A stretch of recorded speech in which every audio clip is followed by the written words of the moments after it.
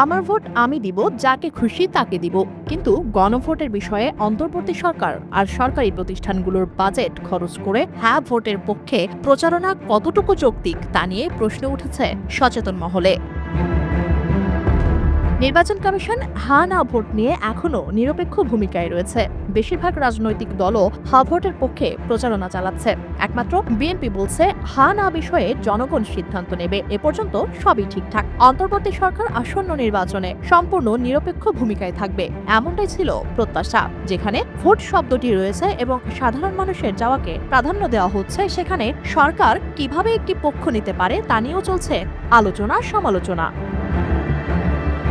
Fair election monitoring alliance femur সাবেক president মুনিরা খান গণমাধ্যমে মন্তব্য করতে গিয়ে বলেন, সংস্কার কার্যক্রমের জন্যই নির্বাচন অনুষ্ঠানে দেরি হয়েছে। সেই সংস্কারের অংশ হিসেবে গণভোটের একটি পক্ষ অন্তর্বর্তী সরকার। তবে প্রত্যেক ভোটার চাইলে না ভোটও দিতে পারবেন, তাতে কোনো বাধা নেই। অন্যদিকে আইন বিশেষজ্ঞ শাহদিন মালিক মনে করেন, নির্বাচনের সময় অন্তর্বর্তী সরকারের ভূমিকা হওয়া উচিত ছিল তত্ত্বাবধায়ক সরকারের মতো, অর্থাৎ নির্বাচনের ব্যাপারে সম্পূর্ণ নিরপেক্ষ থাকবে। কিন্তু তা কোথাও দেখা যাচ্ছে না।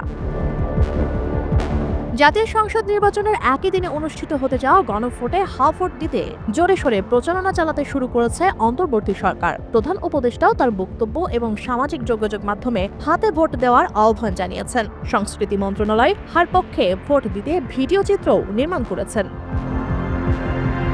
ঠিক একইভাবে নির্বাচনকালীন সময়ে নির্বাচনের দায়িত্বে থাকা ডিসি ইউএনও যারা রিটার্নিং কর্মকর্তার দায়িত্বে থাকবেন, তারা এই প্রচারণা করলে নিরপেক্ষতা নিয়ে প্রশ্ন উঠবে বলে মনে করছেন বিশ্লেষকরা। যদিও সরকারের এমন প্রচারণা চালাতে আইনি বাধা নেই বলে মন্তব্য করেছেন প্রধান উপদেষ্টা প্রেস সচিব শফিকুল আলম। তবে বিশেষজ্ঞরা মনে করেন, আপাত দৃষ্টিতে আইনি বাধা না থাকলেও অতীতের অন্যান্য প্রশ্নবিদ্ধ নির্বাচনের মতো এই নির্বাচনের সরকারি প্রচারণা কিংবা প্রভাবের দায়ে ভবিষ্যতে আইনি চ্যালেঞ্জের মুখোমুখি হতে পারে। কেবল তাই নয়, হ্যাঁ ভোটের পক্ষে প্রচারণার জন্য স্থানীয় প্রশাসনের সঙ্গে সমন্বয় করে সমন্বিত পদক্ষেপ গ্রহণে বেসরকারি উন্নয়ন সংস্থাগুলোকেও নির্দেশনা দিয়েছে সরকার। হ্যাঁ ভোটের পক্ষে ব্যাংকগুলো প্রচারণা চালাবে বলে নির্দেশনা দিয়েছে বাংলাদেশ ব্যাংক।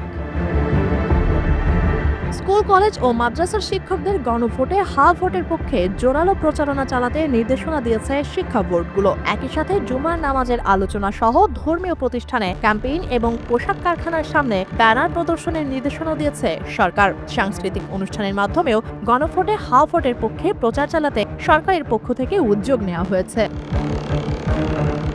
গণভোটের প্রচার নিয়ে সরকারের পাশাপাশি দেশের রাজনৈতিক দলগুলো ভিন্ন ভিন্ন অবস্থান দেখা যাচ্ছে। জামায়াত ইসলামী হ্যাঁ ভোটের পক্ষে প্রচারণা চালালেও বিএনপি বলছে গণভোটের প্রচারণা চালানো বিএনপির দায়িত্ব নয়, জনগণের হাতেই সিদ্ধান্ত ছেড়ে দেওয়ার কথা জানিয়েছে এই দলটি।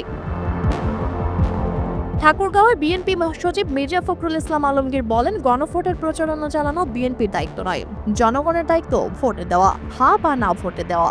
জনগণ যা করবে তাই হবে। এনসিপি জুলাই সনদে স্বাক্ষর না করলেও হ্যাঁ ভোটের পক্ষে প্রচারণার জন্য আসন ভিত্তিক প্রতিনিধি নিয়োগেরও সিদ্ধান্ত জানিয়েছে। গণভোটে জনগণ যেন হ্যাঁ ভোট দেয়, সেজন্য সরকারের প্রচারণার সিদ্ধান্তের কারণে নির্বাচনে লেভেল প্লেইং ফিল্ড থাকছে না বলে মন্তব্য করেছেন বাংলাদেশের আইন বিশেষজ্ঞরা। গণভোটে হার পক্ষে সরকার ব্যাপক প্রচারণা চালাচ্ছে, তার অর্থ হলো সরকার একটা পক্ষ নিয়ে নিচ্ছে। সরকার যদি একটা অবস্থান নিয়ে নেয়, তাহলে আমরা যেই লেভেল প্লেইং ফিল্ডের কথা বলি তা এখানে থাকছে না। সরকারের এর থেকে বিরত থাকাই নৈতিকভাবে অনেক বেশি কাম্য। গণমাধ্যমের একটি প্রশ্নে এমন মন্তব্য করেন আইন বিশেষজ্ঞ শাহদিন মালিক।